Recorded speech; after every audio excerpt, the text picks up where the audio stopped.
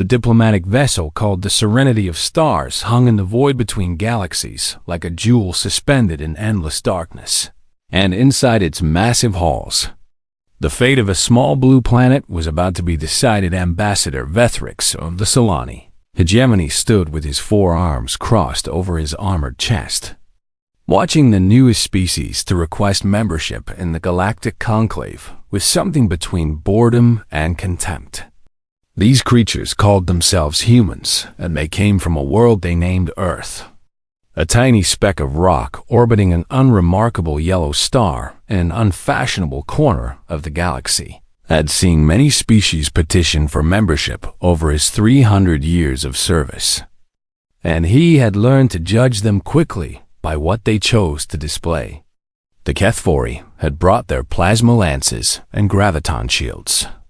The Imnari had demonstrated their mastery of biological engineering, and even the primitive Domvesh had impressed the Council with their molecular disruption technology. But these humans?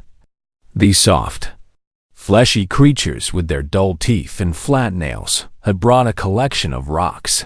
Vethrix clicked his mandibles in what his species used to express disbelief as he walked closer to the display cases. Inside them sat objects that looked like they belonged in a museum of prehistoric curiosities rather than a galactic diplomatic presentation.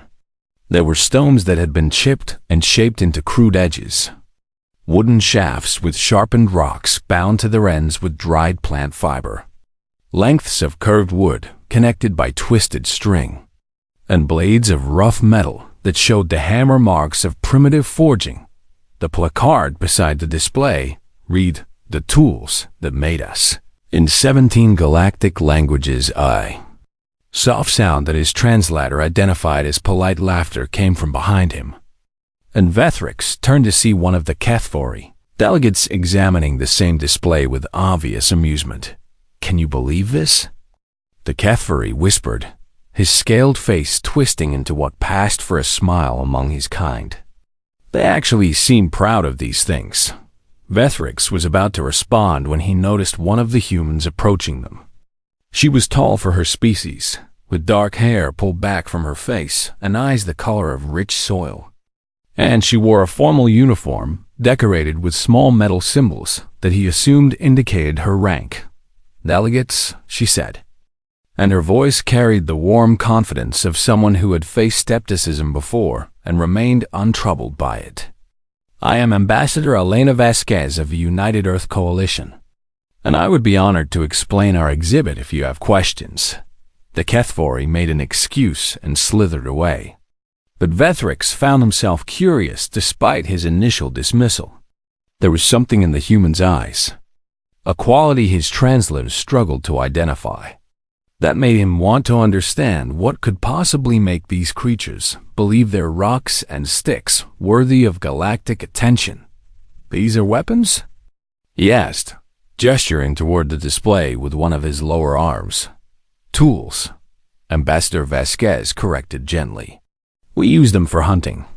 Vethrix felt his secondary eyes blink in confusion. "Hunting, what exactly?"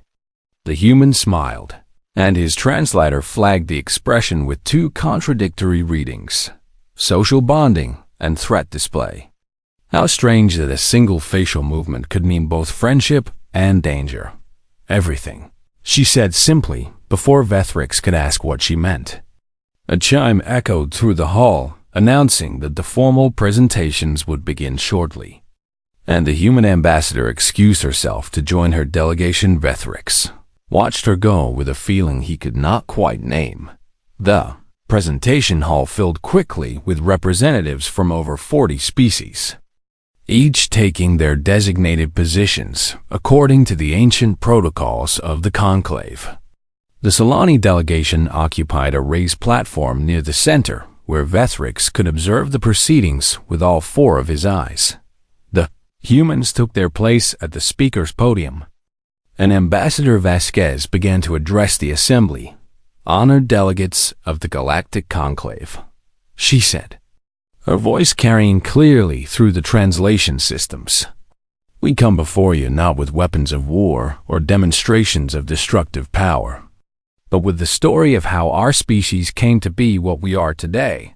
A holographic display activated behind her, showing the blue and green sphere of Earth rotating slowly in simulated sunlight. Our world is what your classification systems would designate a Class 4 environment. She continued. High gravity, extreme temperature variations ranging from frozen wastelands to boiling deserts, an atmosphere containing high levels of reactive oxygen, tectonic instability that reshapes our continents, and a biosphere that evolved under conditions of constant competition and predation. Vethrix noticed several delegates shifting uncomfortably.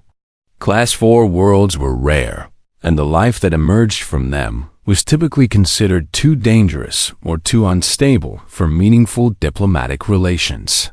Humans evolved on this world without natural armor, without venom, without claws or fangs or speed, Vasquez went on. By every measure your scientists would use, we should have been prey. And for millions of years, we were exactly that. Every predator on our world hunted us, and we died in great numbers. She paused, and that strange smile crossed her face again. But we did not accept this fate. We looked at the creatures that hunted us, creatures with teeth that could crush bone and claws that could tear flesh. And we decided that we would not simply survive. We would become something more. The display changed to show the primitive tools from the exhibit. With these simple implements, stones shaped by patient hands and sticks carved with crude edges, humanity began its transformation from prey to predator.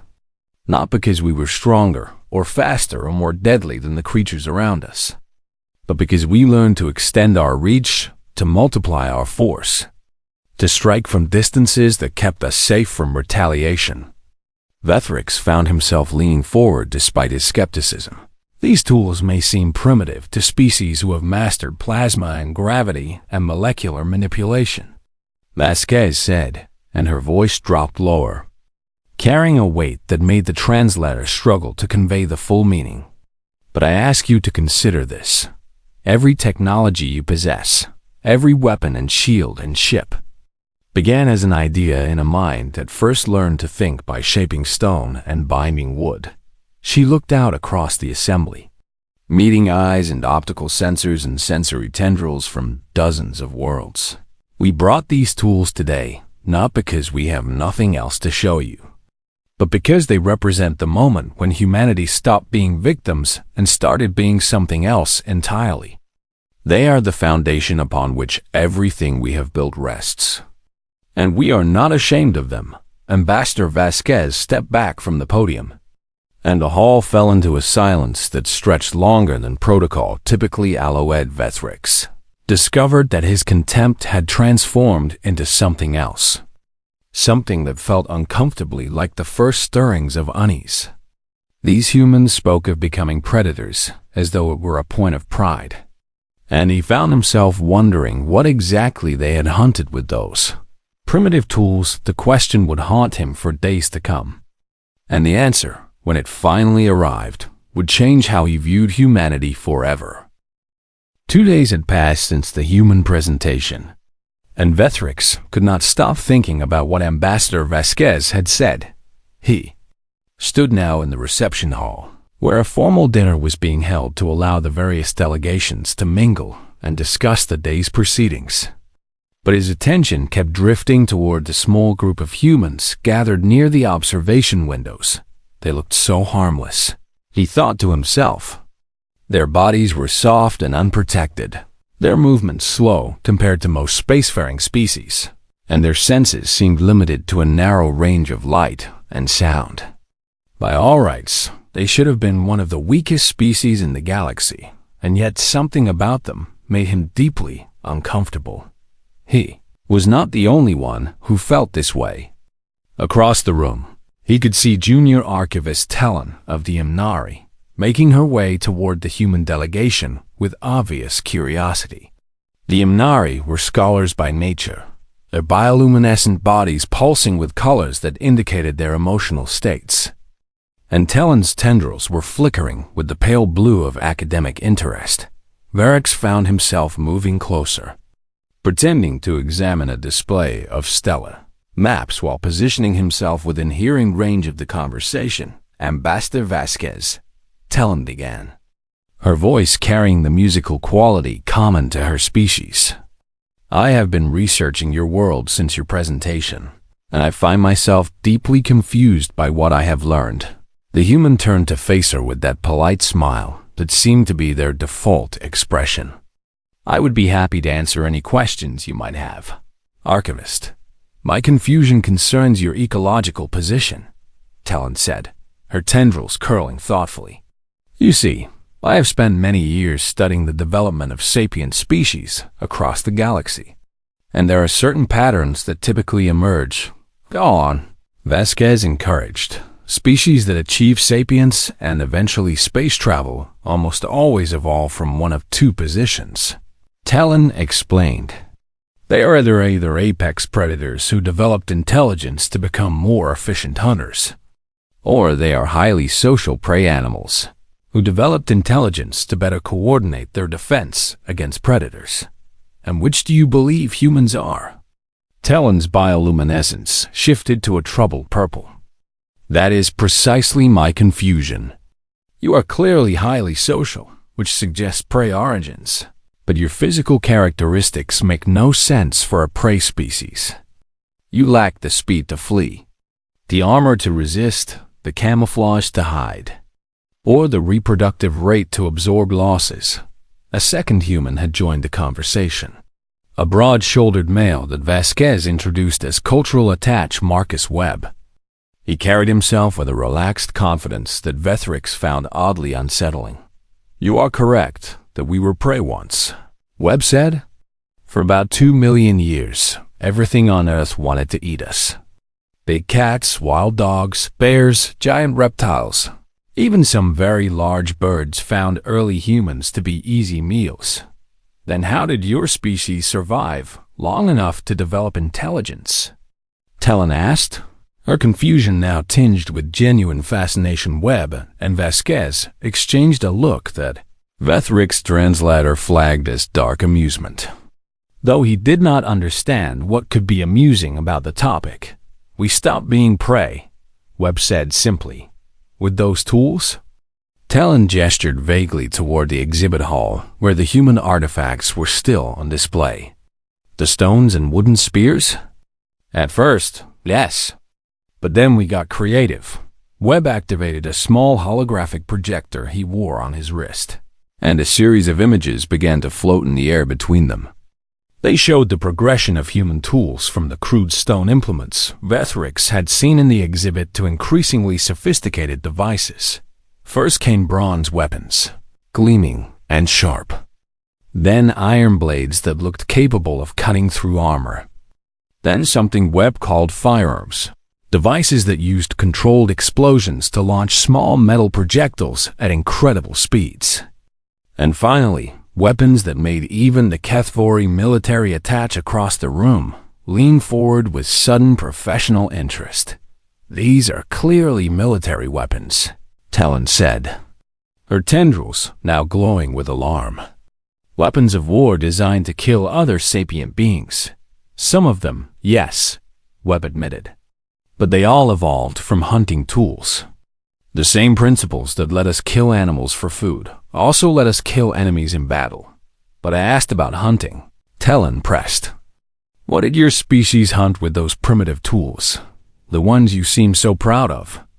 The two humans looked at each other again, and this time there was no mistaking the predatory gleam in their eyes.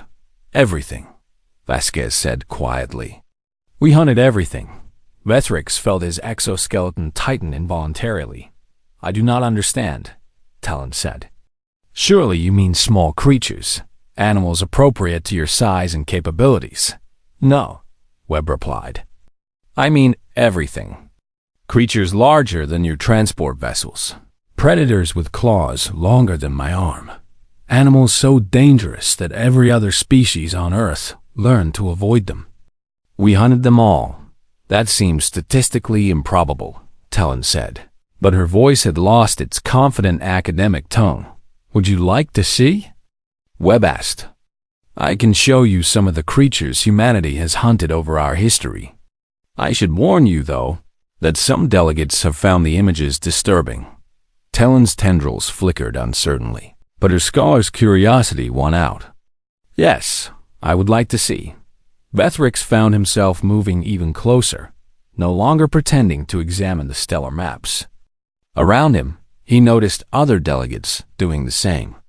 Drawn by some instinct they could not name toward the conversation that was unfolding, Webb began to cycle through images. And with each one, the unease in the room grew heavier. There were massive creatures with long noses and tusks of white bone. Animals that Webb said humans had hunted with nothing but sharpened sticks. There were enormous aquatic predators with rows of teeth like serrated blades, creatures that Webb casually mentioned humans killed for sport. There were giant bears that stood twice the height of a human and cats with fangs as long as daggers. This is impossible, someone whispered behind Vethrix, and he realized that the Dorvesh delegate had joined the growing crowd. I assure you it is not, Webb said calmly. Every creature I am showing you has been hunted by humans using tools no more advanced than what we displayed in our exhibit. Stone, wood, metal, and determination. Why? Vethrix heard himself ask, his voice emerging before he could stop it. Why would you hunt creatures so obviously more powerful than yourselves? Ambassador Vasquez turned to face him, and for just a moment, he saw something ancient and dangerous looking out through her eyes. Because we could, she said. Because they were there. Because they threatened us or fed us, or simply because we wanted to prove that we could. Humans do not accept limits easily, Delegate Vethrix. When something stands in our way, we find a way around it, over it, or through it. She paused, and her smile returned. Though now it seemed less like friendship and more like a warning. Those tools you dismissed as primitive, they were the beginning of something your species has never had to face. A creature that refuses to stay in its place, that will not accept being prey, that looks at the most dangerous things in creation and sees not threats but challenges. The room had gone very quiet. We did not bring weapons to impress you, Vasquez concluded. We brought the tools that taught us we could be more than nature intended. And if rocks and sticks could make us the dominant species on a death world, imagine what we might accomplish among the stars. Vethrix did imagine. And for the first time in his long life, he understood what it felt like to be afraid of creatures who should have been prey. The private briefing room was smaller than the main assembly hall, designed for sensitive discussions that required discretion. And Vethrix had never seen it so crowded. Word had spread quickly through the conclave about the conversation at the reception. And now representatives from nearly every species had gathered to request what the Imnari archivist Talon had formally called a clarification of human hunting practice. Rix had secured a position near the front, his four eyes fixed on the holographic display, where cultural attached Marcus Webb stood ready to continue his presentation. Beside him, Ambassador Vasquez watched the assembled delegates with an expression that seemed almost amused. Before we begin, Webb said, his voice calm and measured, I want to acknowledge that what I am about to show you may be disturbing to some species. The creatures of Earth evolved under harsh conditions, and they develop forms that many in this room may find alarming. We are scientists and diplomats, the Kethvari military attaché said impatiently. We have seen many things. Please proceed. Webb nodded and activated the display. The first image showed a creature so massive that several delegates made sounds of disbelief. It stood on four pillar-like legs, its body covered in thick gray skin that looked like armor. And from its face extended a long, flexible appendage and two curved tusks of gleaming white. This is called an elephant, Webb explained. It is one of the largest land animals currently living on Earth, weighing up to 6,000 kilograms and standing over 3 meters tall at the shoulder. That creature is larger than our ground transport vehicles, Talon whispered, her tendrils pale with shock. Yes, Webb agreed. And humans have been hunting them for tens of thousands of years. Our ancestors brought down these animals with nothing but wooden spears and coordinated teamwork. He let that sink in before continuing to the next.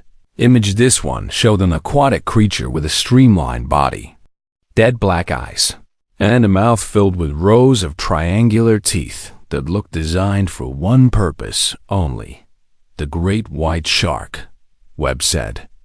An apex predator of Earth's oceans, responsible for more human deaths than almost any other marine creature. They can grow up to 6 meters in length and weigh over 2,000 kilograms. An apex predator? The Dorvesh delegate repeated. And humans hunt this creature? For sport mostly, Webb replied casually. We mount their jaws on walls as decorations. A ripple of unease passed through the room. Next image made even Vethrix draw back slightly. It showed a massive marine creature, blue-gray in color, with a body so enormous that the scale reference beside it seemed like a joke. This is the blue whale, Webb said. The largest animal to ever exist on Earth. Larger than any creature in our fossil record going back hundreds of millions of years. They can grow up to 30 meters in length and weigh nearly 200,000 kilograms. That is larger than this ship's shuttle bay, someone said in a voice tinged with what sounded like fear. Humans hunted these animals nearly to extinction, Webb continued. For centuries, we pursued them across every ocean on our planet, killing them with hand-thrown harpoons launched from wooden boats. Hand-thrown, Vethrix repeated. You approached a creature of that size in a wooden vessel and attacked it with thrown weapons? Yes, it was dangerous work, and many humans died doing it. But we did not stop until we had killed so many that their species nearly vanished from existence. The Dorvesh delegate made a sound that the translator rendered as existential horror. And Vethrix found himself understanding exactly how the small creature felt. Webb continued through image after image. Each one more disturbing than the last. There were bears that stood 3 meters tall on their back legs, with claws like curved daggers and strength enough to break bones with a single swipe. Humans hunted them with bows and arrows, sometimes alone. There were great cats called lions and tigers. Ambush predators with night vision and reflexes so fast they could strike before prey even knew they were there. Humans hunted them on foot, tracking them through tall grass, where the creatures held every advantage. There were armored reptiles called crocodiles, animals that Webb described as so perfectly designed for killing that they had remained virtually unchanged for 200 million years because evolution could not improve on their design. Humans hunted them too, wading into their waters to drag them out onto land. This is not possible, the Kethvari attached said, but his voice lacked conviction. No species would deliberately seek out such dangers. You are thinking like a species that evolved with natural weapons. Ambassador Vasquez interjected, stepping forward to stand beside Webb. Your ancestors had claws and fangs and armor. They could defend themselves against predators without tools. Humans had none of those things. Then how did you survive against these creatures? Talon asked. We became more dangerous than they were, Vasquez said simply. Every predator on Earth learned that humans were not worth the risk. We might look like easy prey, but attacking a human meant facing the entire group. Facing tools that could kill from a distance. Facing traps and fire, and a relentless determination to destroy anything that threatened us. She pulled up a new image. One that showed a collection of skulls from various predator species, all arranged in rows. These are trophies, she explained. Humans display the remains of dangerous creatures they have killed as symbols of status and courage. In some cultures, killing a dangerous predator is a rite of passage into adulthood. You train your young to hunt apex predators? Vethrix asked, his voice barely above a whisper. In some societies, Yes. A young human must prove they can face danger and overcome it before they are considered fully adult. The room fell silent as the delegates processed this information finally. The Darvesh representative spoke, his small voice carrying clearly in the quiet room. You said these creatures were hunted nearly to extinction. Does that mean there are none left? Many species we hunted are now protected, Webb answered. We realized that we had been too effective, that we had killed so many that their populations could not recover. So we created laws to prevent further hunting and established protected areas where these animals could live without human interference. You stopped hunting them out of mercy? Talon asked hopefully. Not mercy, Vasquez corrected. Practicality? If we killed them all, there would be nothing left to hunt. And besides, we had already proven we could do it. Once a challenge has been conquered, some of the appeal fades. Vethrix felt something cold settle in his chest as he understood what she was really saying. Humans had not stopped hunting these creatures because they feared them or respected them or felt sorry for them. They had stopped because they had already won. Because they had hunted so efficiently that continuing would have eliminated the prey entirely. These soft, slow, seemingly harmless creatures had looked at the most dangerous animals on their planet and had systematically hunted them to the edge of extinction, using nothing but shaped stone and carved wood. And now they were here, among the stars, with access to technologies that made their primitive tools look like children's. Toys Vethrix understood in that moment why his instincts had been screaming warnings. Since he first saw the human exhibit, it was not the tools that made humanity dangerous, it was the will behind them. The absolute refusal to accept being prey, the determination to hunt down and destroy anything that threatened them. And in the silence of that briefing room, surrounded by representatives of the galaxy's most advanced civilizations, Vethrix realized that none of them had ever faced anything like humanity before. They had been looking at the wrong things entirely, dismissing rocks and sticks while missing the predator that wielded them. The observation deck of the Serenity of Stars offered a view of the galaxy that most species would never see. A vast tapestry of stars and nebulae that stretched into infinity. But Vethrix barely noticed the beauty surrounding him as he stood before the transparent wall and tried to process what he had learned. The briefing had ended hours ago, but the delegates had not dispersed. Instead, they had broken into small groups throughout the ship, sharing information and speculating about the implications of humanity's revelations. Vethrix had sought solitude, needing time to organize his thoughts.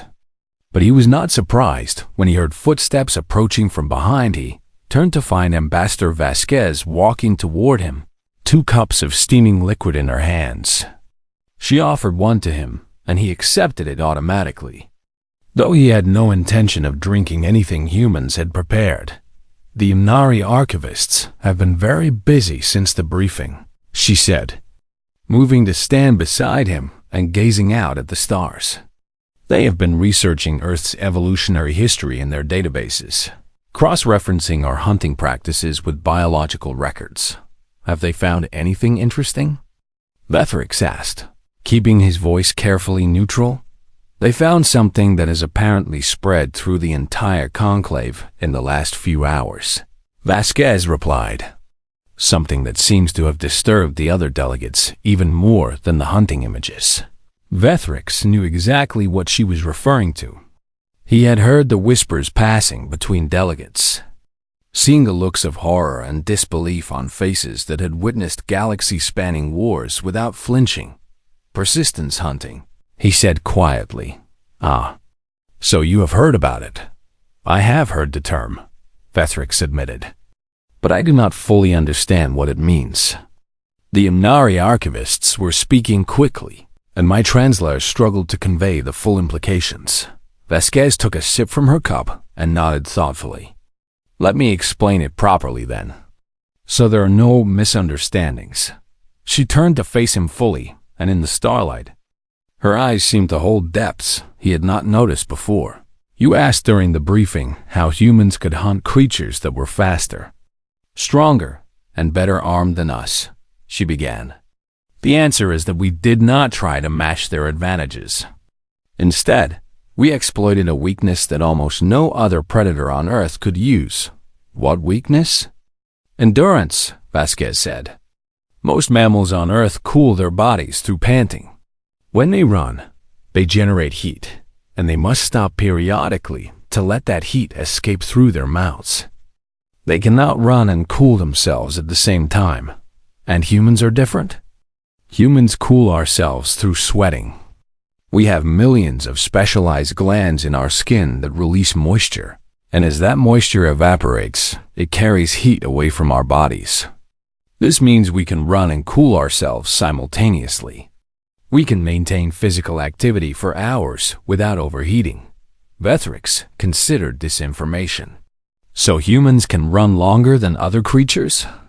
"Much longer," Vasquez confirmed. "Our ancestors realized they could not catch prey in a sprint, so they did not try. Instead, they would identify a target animal and begin following it. Not chasing at full speed, but jogging, walking, tracking. They would keep the animal moving, never letting it rest long enough to cool down fully. For how long? Hours, sometimes an entire day. The prey would run, and the humans would follow. The prey would stop to rest, and the humans would appear on the horizon, still coming. The prey would run again, already tired, already overheating, and the humans would follow at the same steady pace." Vethrix felt his exoskeleton contract involuntarily as he began to understand. Eventually, Vasquez continued, her voice soft but relentless. "The prey animal would collapse. Its body would overheat to the point where it could no longer function. It would fall to the ground, unable to run anymore, unable even to stand. And then the humans would walk up to it and kill it with their primitive tools. That is not hunting," Vethrix heard himself say. "That is something else entirely. It is efficiency," Vasquez replied. "Why risk injury in a chase we would lose when we could simply wait for our prey to destroy itself? Why fight a creature with claws and teeth when we could let exhaustion do the work for us?" "But the terror," Vethrix said, and he was surprised to hear emotion in his own voice. "The animal would see you coming, run until it could not run anymore, rest for a moment, and then see you still coming. Over and over, for hours, never escaping, never finding safety. Yes, that is not just hunting. That is psychological warfare." Vasquez smiled that smile again, the one his translator could not decide was friendly or threatening. "Now you understand why nothing on Earth hunts humans anymore. At some point in our history, the predators of our world learned that pursuing humans was a mistake. We might look like easy prey, but we would not stop. We would track them down, follow them for days if necessary, never giving up, never letting them rest. You became the thing to be feared. We became the thing that never stops coming. The shadow on the horizon that never goes away. The creature that does not need to be faster or stronger because it will simply outlast you." Vethrix turned back to the stars, trying to imagine what it would feel like to be hunted that way. To run and run and run, only to see your pursuer appear in the distance every time you stopped.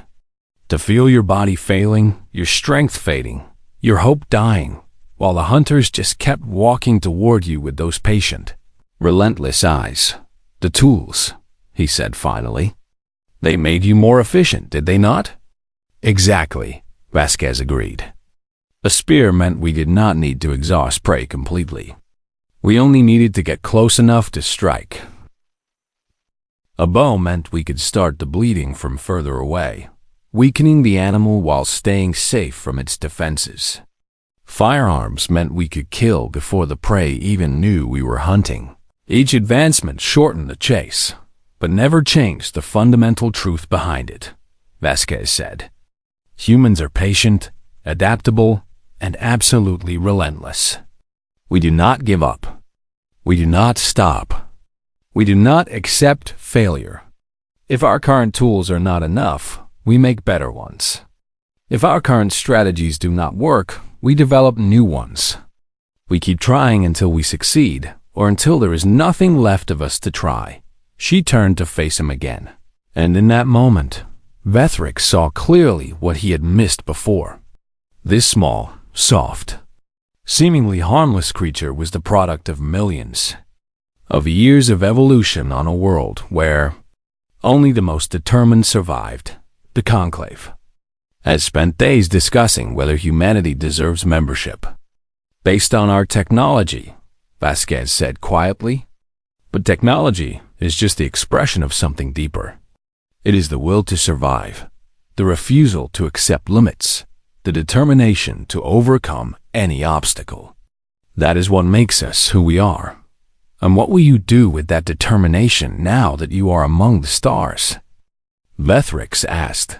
The ambassador looked down at the galaxy spread before them, and her smile softened into something that almost looked like hope. The same thing we have always done, she said. Find new challenges, face new dangers, and prove that we can overcome them. There are worlds out there that no other species will colonize because the conditions are too harsh. There are problems that no other species will solve because the solutions are too difficult. There are frontiers that no other species will explore because the risks are too great. She met his eyes with a steady gaze. We will go to those places and do those things. Delegate Vethrix, because that is who we are. We are the creatures that never stop coming. And now we have an entire galaxy to explore. In the reflection of the observation window, Vethrix saw the Kethvari military attach standing at the entrance to the deck, watching the human ambassador with an expression that his translator could not identify, but Vethrix knew what it was. It was the look of a predator realizing it had underestimated its competition, and wondering what that miscalculation might cost. The final assembly of the Galactic Conclave gathered in the Great Hall 3 days after the private briefing, and the atmosphere was unlike anything Vethrix had experienced in his 3 centuries of diplomatic service.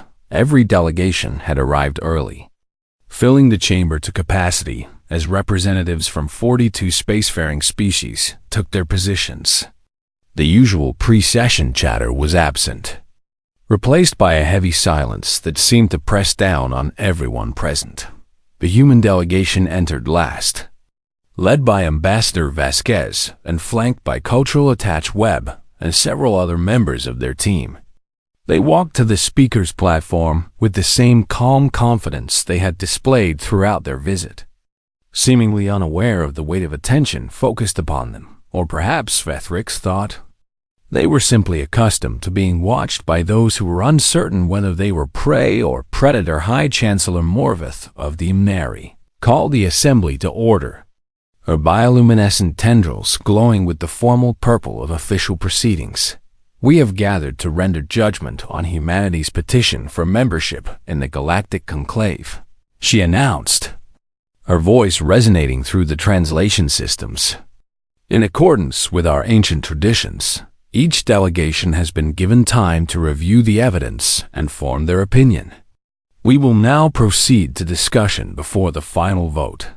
The Kethvari military attach rose first, his scaled form imposing even among species twice his size. I wish to address the assembly regarding the security implications of human membership. Vethrix tensed, expecting the warrior species to argue against admission. The Kethvari had always been suspicious of newcomers, and after what had been revealed about human hunting practices, they had more reason than ever to be concerned. My analysts have spent the past 72 hours reviewing Earth's military history, the attach continued. What we have found has forced us to reconsider our initial assessment. He activated a holographic display showing a timeline of human conflicts. Humans have been waging war against each other for their entire recorded history, he said. They have developed weapons capable of destroying their own civilization multiple times over. They have fought battles that killed millions of their own kind. And despite this, they continued to advance, to innovate, to push forward. The display shifted to show images of human soldiers from various eras. More importantly, humans fight with a ferocity and determination that our psychological models cannot fully explain. They continue engaging enemies, even when retreat would be logical. They sacrifice themselves for companions and causes in ways that defy self-preservation instincts. They simply do not stop fighting until they have won or until they are physically incapable of continuing. The Kethvari paused. Looking around the assembly hall, some of you may see this as reason to deny humanity membership. I see it as reason to embrace them. A species with this level of determination and resilience would be a powerful ally. And I would much rather have humanity as friends than as enemies. He sat down, and murmurs of surprise rippled through the chamber. The Kethvari were not known for advocating admission of potential rivals. Archivist Talon rose next, her tendrils flickering with complex patterns of color that suggested both excitement and concern. From a scientific perspective, humanity represents something unprecedented in our records, she said. They evolved on a Class 4 world without natural weapons, yet they became the dominant species. They developed intelligence not in spite of their vulnerability, but because of it. Every challenge they faced forced them to become smarter, more adaptable, more creative. She pulled up images from the human exhibit. The primitive tools that had started this entire discussion. These implements were dismissed by many of us as evidence of primitivity. Talon continued. We were wrong. They are evidence of something far more important. The human capacity to solve problems through innovation. When faced with predators stronger than themselves, humans invented ways to kill from a distance. When faced with prey faster than themselves, humans developed techniques to exhaust them over time. When faced with environments too harsh for survival, humans created tools to reshape those environments. Her glow intensified with what Vethrix recognized as academic passion. What we are seeing is not a species that lucked into intelligence. We are seeing a species that was forged by adversity into something remarkable. And now that they have access to galactic technology, there is no telling what they might achieve.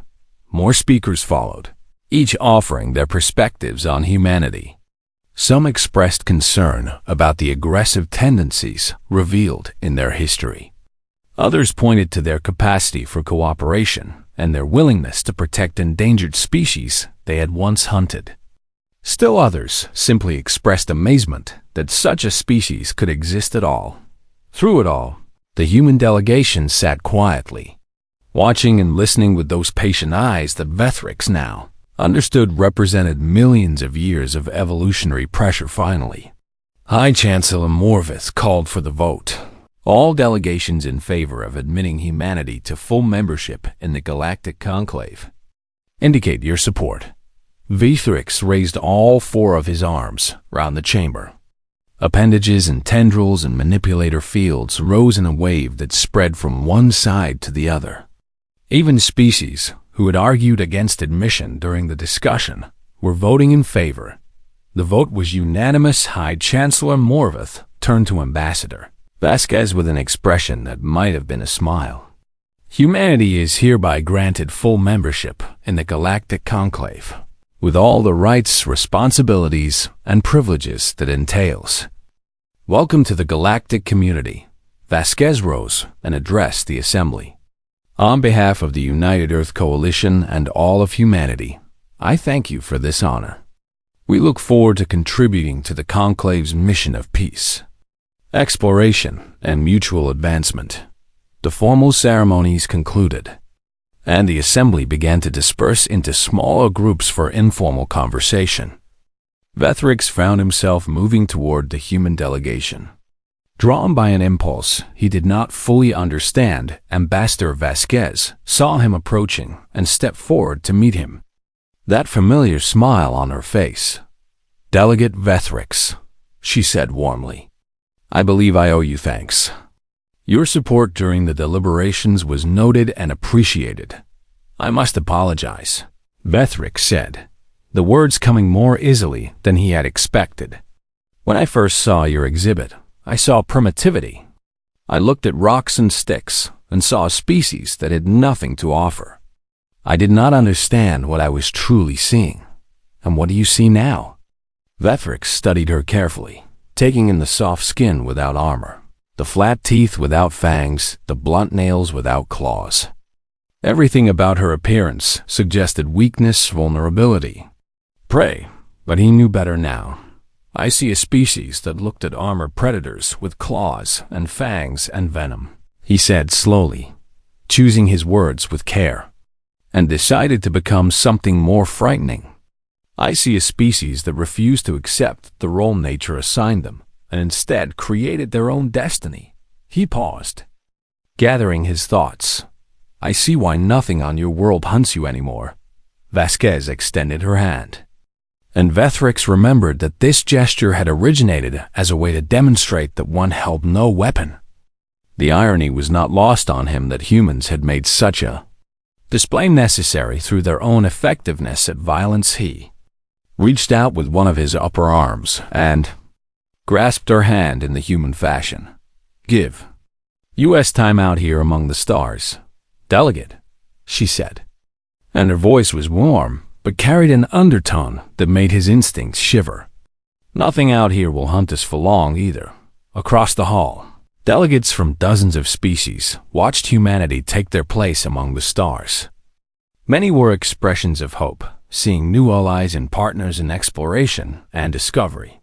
But in the ancient, primal parts of 100 alien minds, something older than reason whispered a warning that had kept their ancestors alive through millions of years of evolution. Do not run. They will follow. They will always follow. And as Vethric released the human's hand and stepped back, he understood that the galaxy had just changed in ways that none of them could fully predict. Humanity had arrived, and they had brought with them the same patient, relentless determination that had carried them from prey, animals on a death world, to masters of their planet, the same drive that had led them to hunt creatures 100 times their size with nothing but shaped stone and sharpened wood, the same refusal to accept limits that had pushed them off their world and into the stars. The rocks and sticks in that exhibit were not relics of a primitive past. They were promises of what was to come, and as Vethric watched the human delegation celebrate their acceptance, surrounded by species who were only beginning to understand what they had just admitted into their community, he felt something he had never experienced before in all his centuries of life. He felt like prey, not because humanity would hunt them, but because he finally understood what it meant to share a galaxy with creatures who had conquered a death world through sheer stubborn refusal to die. The age of comfortable assumptions was over. The age of humanity had just begun.